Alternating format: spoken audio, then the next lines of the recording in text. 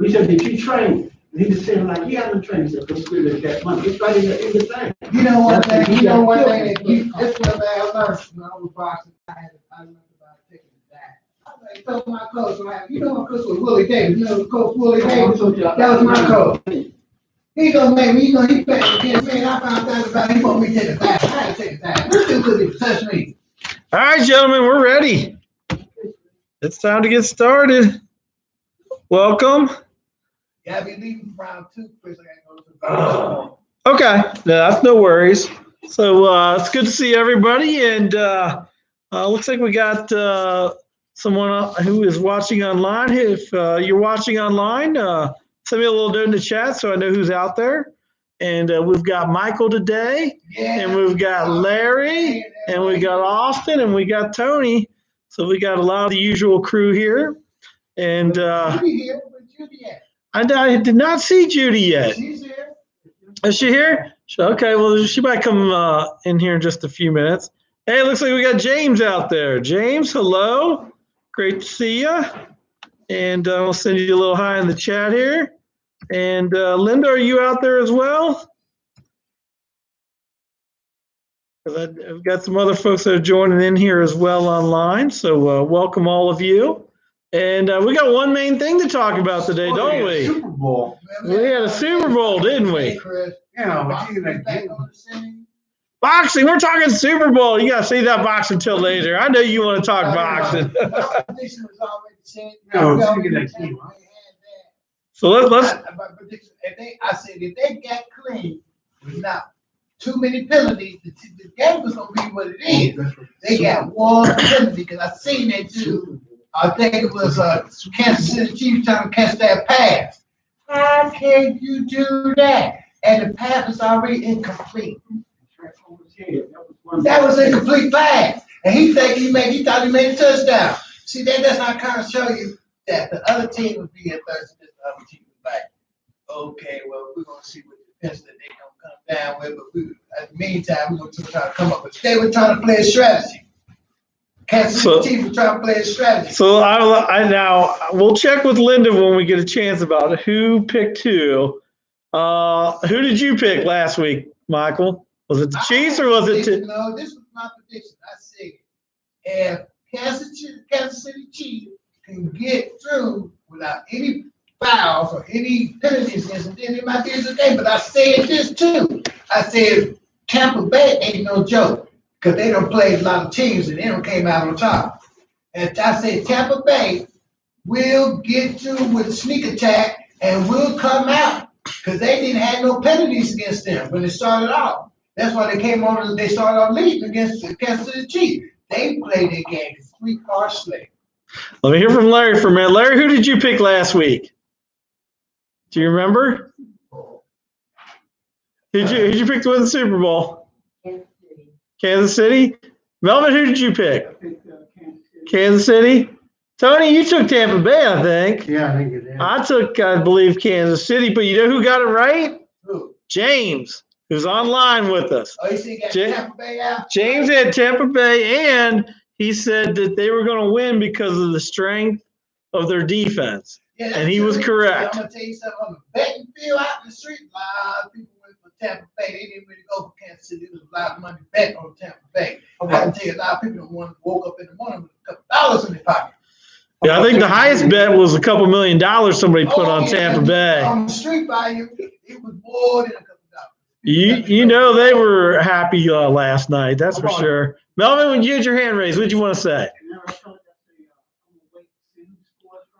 Yep. When I saw that Kansas City scored first, and I said I could look for something else. I said, let me see if they were a little more consistent with Kansas City. It was a little bit more. They scored a touchdown. The next time, it was another field goal. That's all it was getting. So they ain't gonna be it. And that's when a dude came out there and did that crazy stuff. Brady. Yeah. We call it a foul touch. I see. Pass interference? Pass interference. Yeah. Then he gonna start talking all that crazy stuff. I said, y'all ain't gonna win, y'all keep that. And guess who else I missed out on? They didn't say it to the end of the game because I know he wasn't there. because that's the one that helped his father out, called his play. Mhm. He wasn't here. He was involved in the crime. Yeah, Andy Reid's son was involved in a car accident. That's how some of them plays was not exactly like they supposed to. Well, but here's the thing. His son coaches the outside linebackers, so I don't think it was a distraction because of the plays. I think it was a distraction because of what happened. So, I'm sure for Andy Reid, his mind might not have been fully focused on the game because, again, your son was just involved in an accident where a young kid is in critical condition. You can't help, it's human nature, but to have your mind be concerned about the kid in the hospital, be concerned about your own son and that whole situation. So that was a distraction. Then there was with COVID, the Chiefs went to go get haircuts, and I guess the person who was cutting their hair had COVID. So they had some protocols. Some of those guys had to go through and miss practice. So that was a distraction. So there were, I think a couple things as to why Tampa Bay won and Kansas City lost. One was, before the game even started, those are two major distractions that take your focus off. That's part of why Kansas City lost. But then the other piece was, and it goes back to James and the Tampa Bay defense. Kansas City was missing their starting left tackle and their starting right tackle. And the Tampa Bay defensive line, which is really, really good, just overpowered the guys that they had in there. And I heard on the radio today, I don't know if this was an exaggeration or if this was the truth, but they said Patrick Mahomes on pass plays ran a total of 500 yards scrambling to try to get the ball off. That's unheard of. That's good. But despite that, my prediction was right. I said that Tampa Bay gonna get thirsty. They got thirsty. Yeah. They got real thirsty. Came up with some good strategy. Kansas City Chiefs, they was trying to come back with a sneak attack. They could have came back. They could have if they would have came with a good strategy, they could have tied that score. But the situation was a lot of distraction going on, just like you said, and it just gave Tampa Bay more yards, more scored yards. Well, you're right about that. And going back to what Melvin was saying, the difference in the Super Bowl was Tampa Bay scored touchdowns, Kansas City kicked field goals. That's true. And that goes back to the Tampa defense. But it also ties back to your point that systematically and play calling wise, Tampa Bay was calling better plays and executing them, whereas KansasIty, just was either the play wasn't right or they didn't execute the play right. Why would you make a playback and the 4-15? That's dumb. You try to make a playback, you try to make a sneak attack 4-10, and then you get a flag thrown down at you. That was dumb because they knew the strategy they was coming back with was going to work. Tampa Bay had it all the way, and they knew it. Tampa Bay was thirsty as waterfall. Yeah, Melvin, what you got? Because I figured when they had that play, what's his name? See, he couldn't get the hook up like you said. 4th and 10. Yeah. He had a choice, take it or not, right? So I think they tried to kick a real long field goal. They had the same kind of situation, but they got to keep the clock off. And they left 19 seconds on there. That's when he faked them out. He used what's his name, number 87? Yeah. Used him and he ran a play. It was a touchdown. He wasn't trying to get no first down. It was a touchdown. So I said they can't do that. And then that fourth quarter, that's when I realized. I said they can't beat him. Because they done ran Mahomes down. His leg and his toe is really hurt. Yeah, you can tell he was laboring out there. They're going to get that Yeah. And see, the thing about that is, they were transferred. They only had 8 minutes to go. So the game was already over. Oh, yeah, I knew that. The game was only had 8 minutes to go, and it was at 4-10. And then they're going to try. The game was over, yep, at halftime. Kansas City gonna try to I agree. Kansas City gonna try to all this shit you come with some kind of negative defense. It was just, him getting number 7 and celebrating it. All All right, Michael, we got to reel it back in here for a minute. So I want to hear from Judy, who just arrived. Who did you pick last week? Do you remember? Can't remember. That's okay. We'll check with Linda, and I think she kept track of it all. I will say online and looking at the online chat, James did get it right he predicted Tampa Bay would have 31 points. Now, he predicted Kansas City would have 27, and they only had 9, but he picked Tampa Bay, and he had 31. So my guess is he's going to be the closest one. Mm-hmm. He also sent me a little note in the chat that says he watched the ESPN analysis at the gym this morning. They were saying that Kansas City defense kept going with man coverage for their cornerbacks and that had failed the whole game long. And James is right because Tampa played a zone the whole time, which kept everything in front, kept the speedy guys, Tyreek Hill and McCole Hardman in front, whereas Kansas City played man-to-man. And if you watch, they had a lot of pass interference penalties because when you're man-to-man, you grab, you start pulling. And they were getting called, and but they were legit because when you watch them replay it, you can't grab and hold like that. But when you're in a man defense, that's what you end up doing. They could have tied their score if they really stopped doing what they were doing with their defense. They came back a couple times on a couple sneak attacks. I've seen that. They could have tied their score. Well, they had to score. In order to tie it up, they got to score touchdowns. The Tampa defense was too good and didn't allow the touchdowns. Their strategy wasn't all that defense. Because that's why Tampa Bay just came back with a stronger and stronger strategy to keep them down.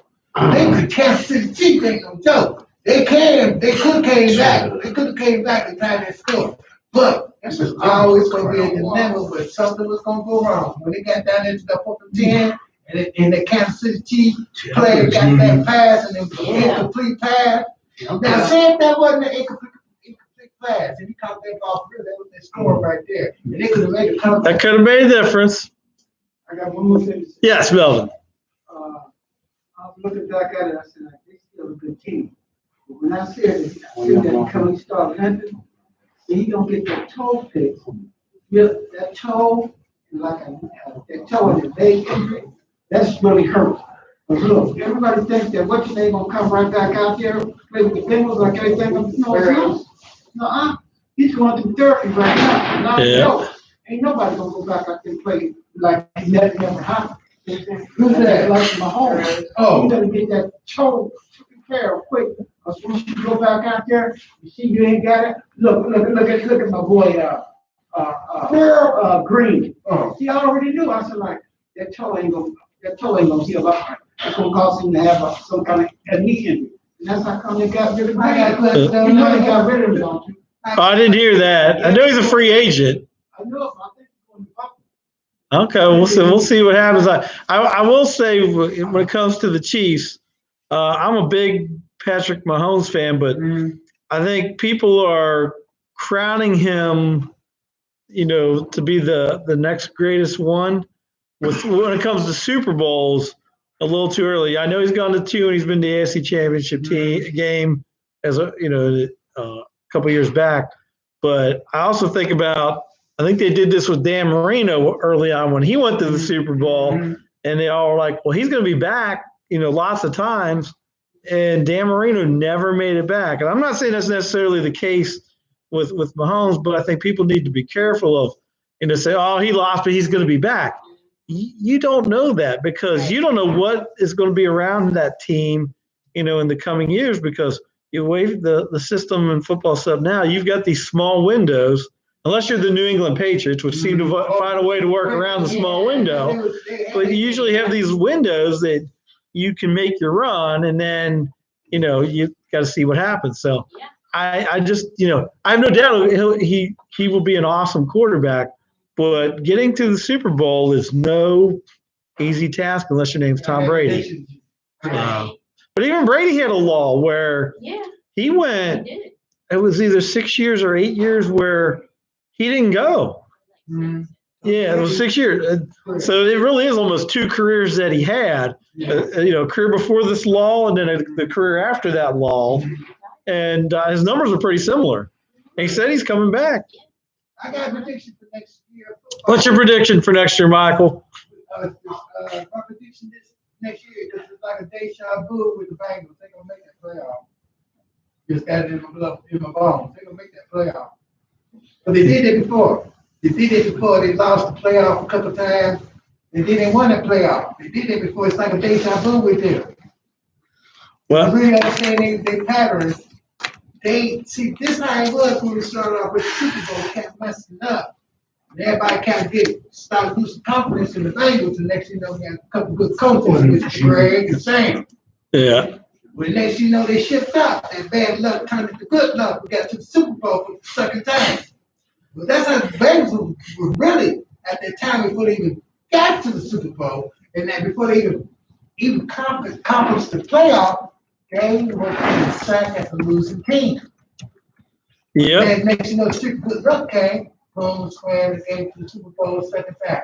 I'm not putting them down because they lost the Super Bowl, but that was good encouragement for them. They made it twice. Well, James made a couple good points too online with, we mentioned how hard it can be to get back to the Super Bowl unless your name's Tom Brady. Well, you think about Patrick Mahomes and what he's going to be up against. Buffalo is up and coming with Josh Allen had a great year. You got Joe Burrow is up and coming. You've got the guy out in San Diego, Justin Herbert, has had a good year. Even though the team didn't do well, and even though the Bengals didn't do well, you got some QBs that have some promise that if they get the right pieces around them, and if Buffalo improves a little bit, Lamar Jackson, if he can keep getting better in the way Baltimore plays defense, there's teams that, can challenge them. Pittsburgh's always a threat too.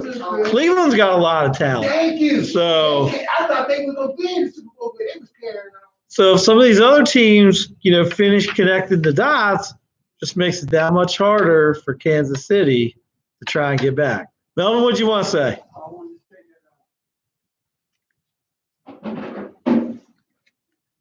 that. Oh yeah, didn't Brady and them pull? I can't pronounce his name. Skorsky. Oh, Gronkowski? Pulled him up in last year.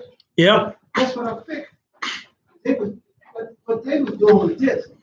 When they said they traded Brady to Tampa Bay, that's when they started putting the team together.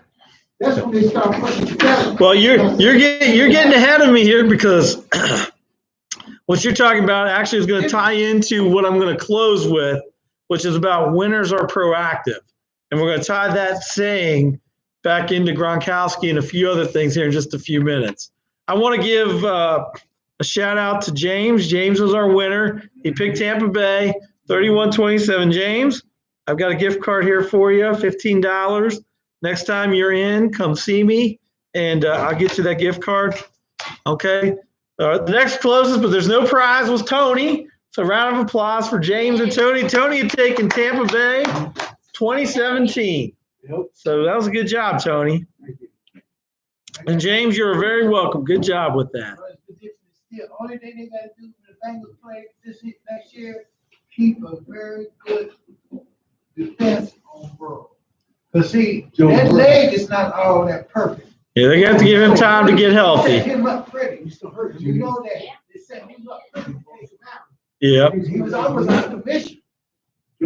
So they did to their spirit. His injury to the point where they can give him therapy and the physical therapy, and that they back to shape, but he's still know that.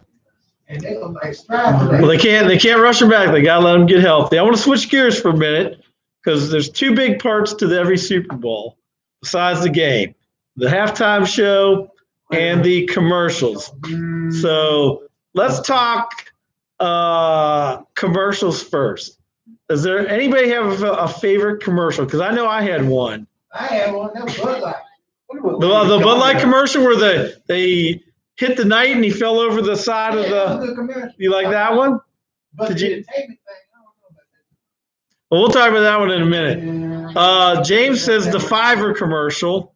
I don't remember. What's the Fiverr commercial? I don't remember that one. I didn't see all of them because I was up and down a few times. So James, you have to give me a little summary of what the Fiverr one was because I don't remember that. I know my favorite was the Cheetos commercial with Ashton Kutcher and was it Mila Kunis, I think is her name, and they had Shaggy singing the song "It Wasn't Me" in the background, and everywhere to the song they catch her eating Cheetos and leaving fingerprints all over the place. But every time she keeps saying "It wasn't me," which was part of his big song back in the day. I thought that was a really good one. And then there was the other one I liked was I can't remember what the product was. It was a phone company. I want to say AT&T, but I could be wrong. But it was the Gwen Stefani and her husband Blake Shelton commercial was pretty good too. Oh, was it Verizon? I couldn't remember which one it was.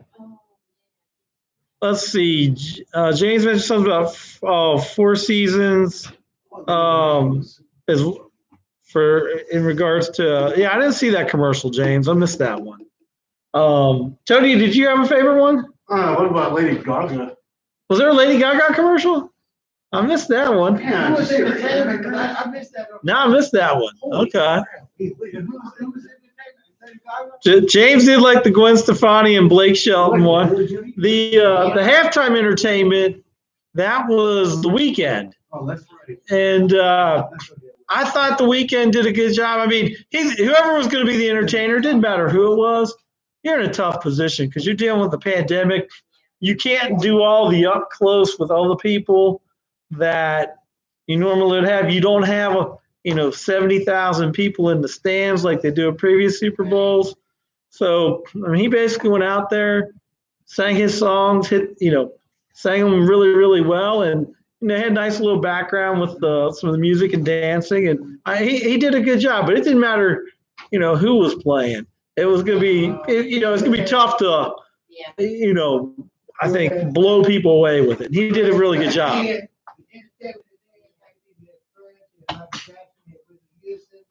There's another great singer back then used to do this for entertainment. That was a sold out crowd. Yeah. They came there not just for the game, but they came there for entertainment. Oh yeah. And I mean, you named Michael Jackson, Prince, Rolling Stones, U2, Tom Petty. I mean, some of the biggest names in music over the years have been there. That's really fun then. Now it's like some of them did Tom Petty, he'll pass, Chris will pass, Michael Jackson will pass, That was a great artist, top artist that you can get to the Super Bowl and make a good sale for a sold out crowd. How is it that all those artists passed away, but the Rolling Stones are still all together? I mean, those are all individual performers, Prince, Michael Jackson, Tom Petty, and you got a band of 5 and the Rolling Stones, and those guys are still alive and making music and still rocking and doing a phenomenal job. Mick Jagger and what's his guitar player? What's his name? Keith Richards. Yeah, Keith Richards. Them two is the founder of the Rolling Stones. Well, now Linda mentioned something. Actually, I mentioned this to my wife yesterday. So Linda mentioned Bruno Mars at halftime a couple years ago was awesome. And I will say, I thought the Bruno Mars halftime show was the best Super Bowl halftime show I had ever seen. But then my other question was, what has happened to Bruno Mars since the halftime show? Because I've not heard hardly anything about him in the last year or two. He made Hollywood with Cardi. Yeah, the girl. They made a song called Please Me. Okay. They said, like, okay, don't play that. Because everybody, you could hear things that you're saying in it. And then you could not believe they was really saying that. Okay. So he's still around. It's just his music hasn't been. Last year, that was the number 1. Okay. Yeah, that's your number 1. Even that girl. Oh, Cardi B? Okay. Oh, yeah, she was in there too. Yeah, it's not Cardi B. Okay. I tell you, this sold out Super Bowl entertainment, and you know who it is. They brought him back. He made a good sellout of Paul McCartney. Who was it? Paul McCartney. Oh, Paul McCartney? Yeah, he did the Super Bowl. He made a good sellout of it because everybody was there for him because he was very old rich. Okay. So there's been some really good halftime shows over the years. Go back and do some good entertainment. Yeah. With the Super Bowl. If you go back, now, it's kind of slim because some of them got up in age and some of them went on. Oh, Linda told me that Bruno started playing Las Vegas. That makes sense because he's kind of a show act. So I could see that. That makes sense. But you got to be ready when you go to play in Las Vegas. Mm-hmm. If you're not ready, you go to use stuff. You probably have to take pills to stay away. But you still be doing all those stuff. But then when you get there, yeah, you want to retire from that because you can go out and look at Britney Spears. Let me tell you something about Britney Spears. Yeah. And then her husband, her father got control of her all her money. Yeah, that's true. That's a whole nother story there. Britney Spears wore her own Be good, right, Chris? She was trying to be somebody with the mind that she was. Right, She was trying Chris. to be this Madonna Monroe thing. That was Britney Spears was this Madonna Monroe thing. 'Cause Madonna was another like a Monroe, Marilyn Monroe's rock star singer. That was her image. She looked like Right, Chris. like Monroe, looked like Monroe. But Britney Spears was this big Madonna Monroe. Other was a big sex symbol in entertainment. Now, this is why this show is called Sports Shorts, and I underline the word more because somehow we fit Britney Spears into the conversation here. Britney Spears was doing that concert last night. She would have made it so back up. Has she ever done a halftime show? She did one. Did she do one? Okay, I couldn't remember if she did or not. And she would have did that shit. She would have sold out concert. It's all about her doing this sexy Monroe-like star. She's like in between Madonna and a sex. Okay, so that's where you're comparing the Marilyn Monroe and Madonna. And a sex symbol. Okay. Everything she do in her dance is sexual. Everything she do when she sing is about sexual. So she got the sex appeal thing that they like to see, that they want to cheer on. And she used that image of that character role that she plays when she's doing entertainment. And that's when the money comes in. Well, I said she's not the only one. There's just about there's a lot of them out there that do that.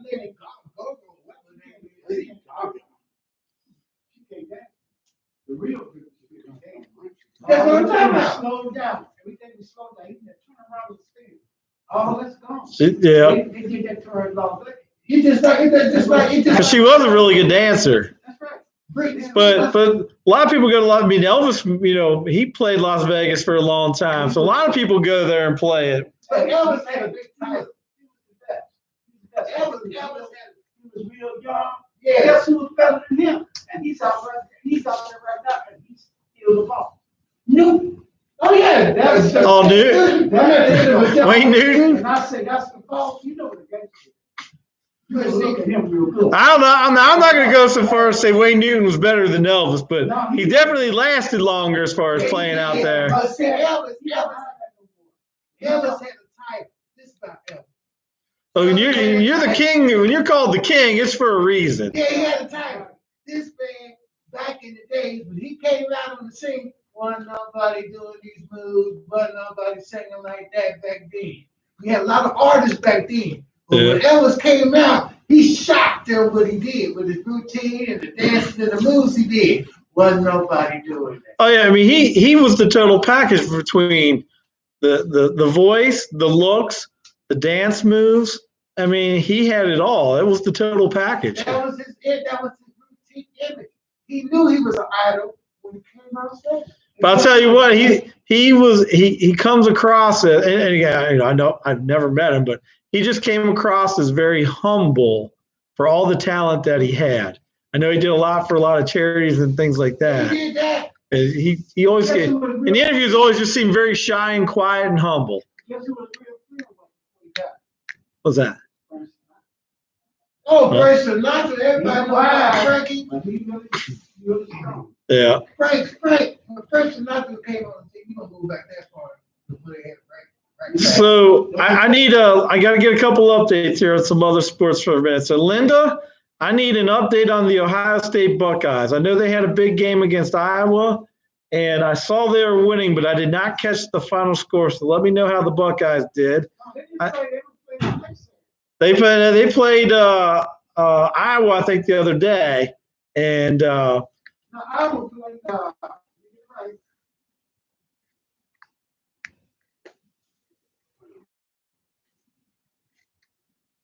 with Michigan State. Because I think they're supposed to play Saturday. I heard a rundown of all the teams are supposed to play. All the teams are supposed to play Saturday. And Iowa came up. I think Iowa lost the other day. Okay, because I thought they were playing Ohio State. I know Xavier won and beat Butler the other day, and I think UC beat Temple the other day. So it was a pretty good local day for basketball. And there was one other big highlight from the Super Bowl that Linda mentions, which is Sarah Thomas made history as the first woman or female referee at the Super Bowl. And she did a good job. I saw some guys going up and trying to give her a little bit of lip about some stuff, and she stood her ground and did a good job. Back then in the days, man was leading it off. The woman was just washing the dishes, hiding the clothes, and cooking. But when that liberated thing came out, which back in the day made it from the stronger than she is, they was equal right between the man and the woman. Hey, she's gaining more recognition. See, back then it wasn't no recognition. We was recognition. But when it came down with that liberated, that's when women came recognized. Yep. They got their proper respect. And still today, they are still struggling because we got a bunch of politicians in the White House. Politicians is a bunch of chauvinist pigs in there. They feel it's just like Clinton. Hillary Clinton, we know she could have been the first freshman woman over Trump, but it was a lot of chauvinist pigs in there. The male did really want her in there. He didn't want no woman running their own country.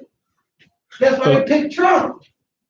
Well, now, we won't get into a whole political discussion on all that. That's in the past. I'm gonna say that we are blessed that we have a vice president woman for vice president. We are blessed because she might be the one after blind, whatever his name is, get out of office.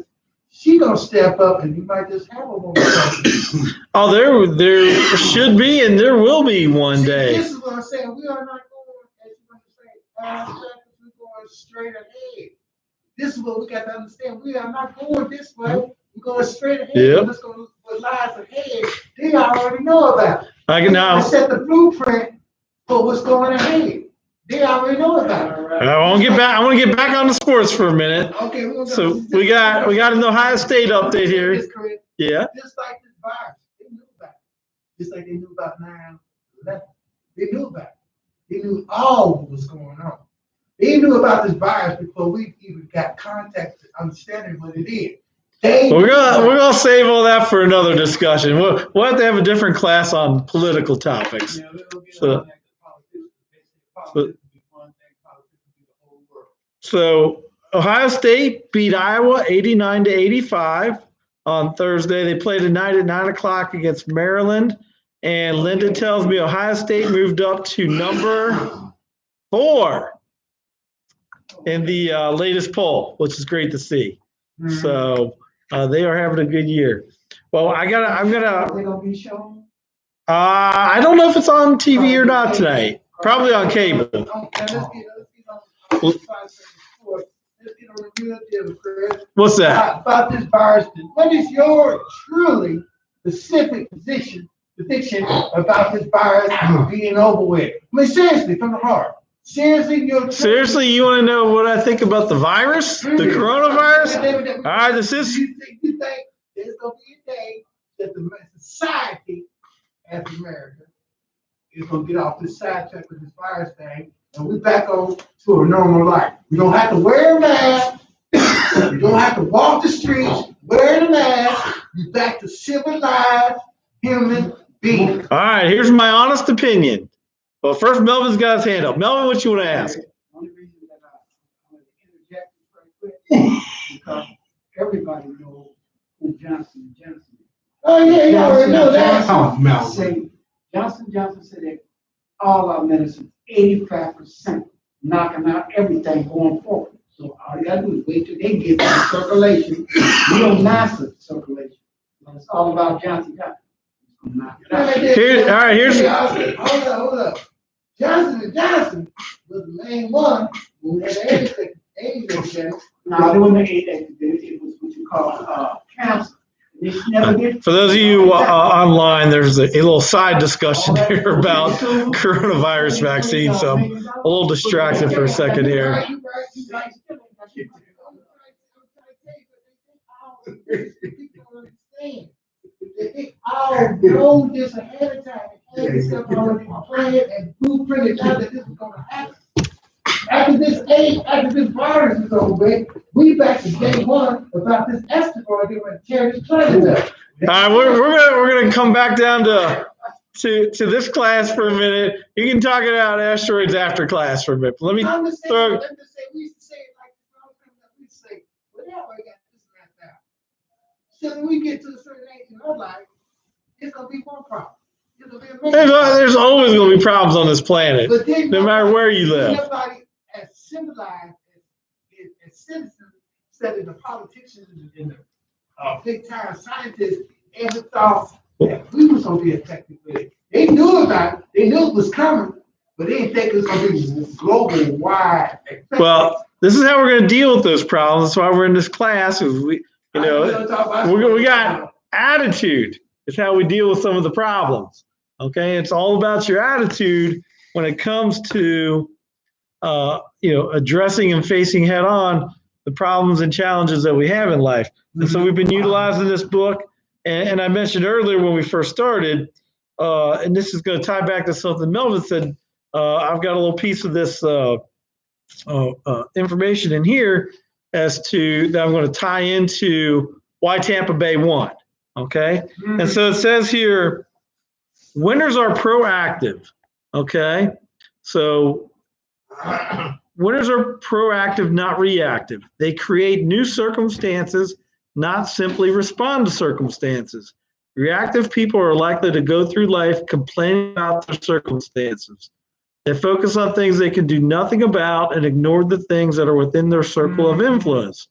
Proactive people look for ways to succeed in spite of any circumstances.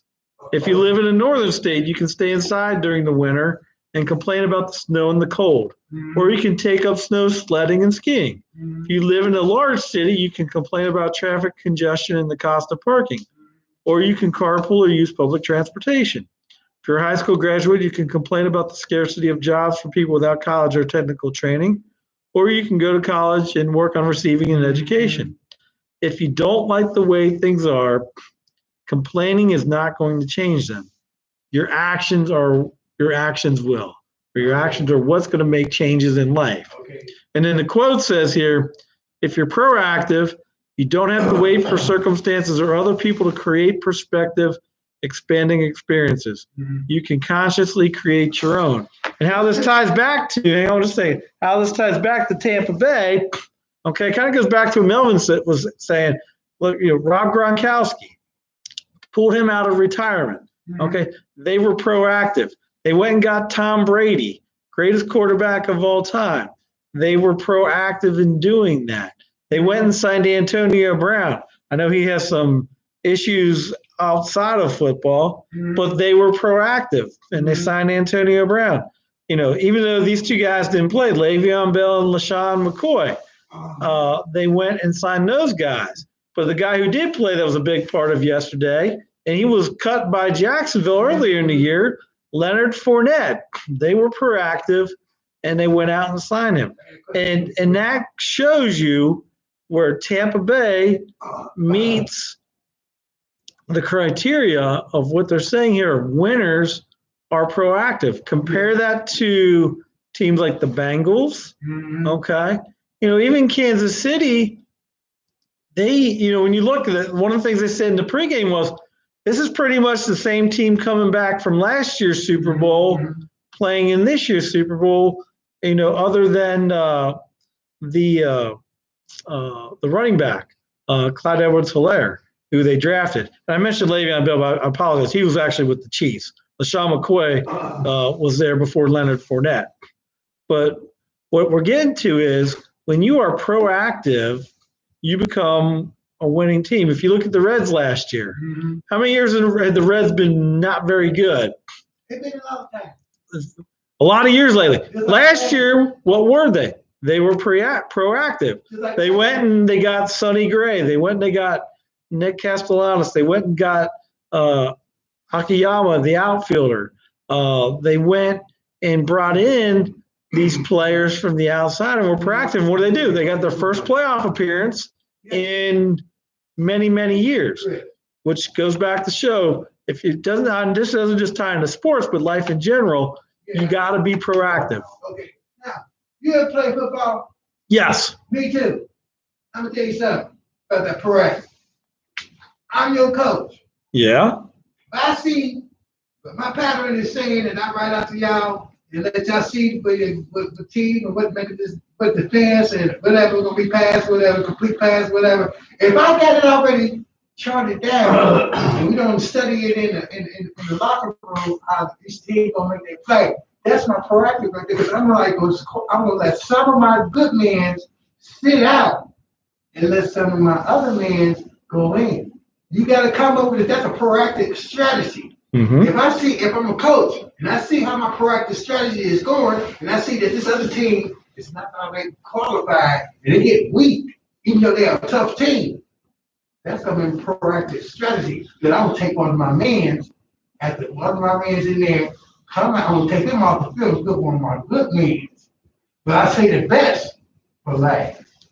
But you think about in games, what team usually ends up winning? The team that was proactive. So, for example, the team that starts to play it safe, okay, whether it's basketball and you're trying to stall things out, or if it's in football and all of a sudden you're playing everybody back and you're letting them march right down the field.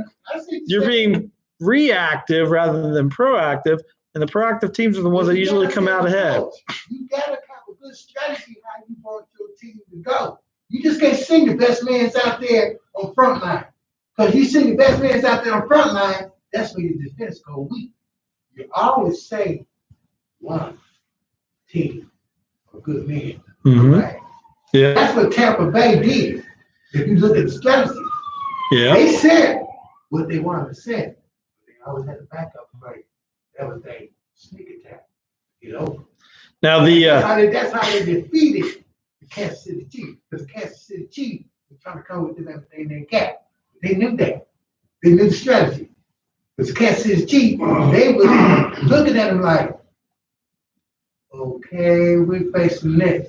Tampa Bay was like, we're going to let you know how we is facing that.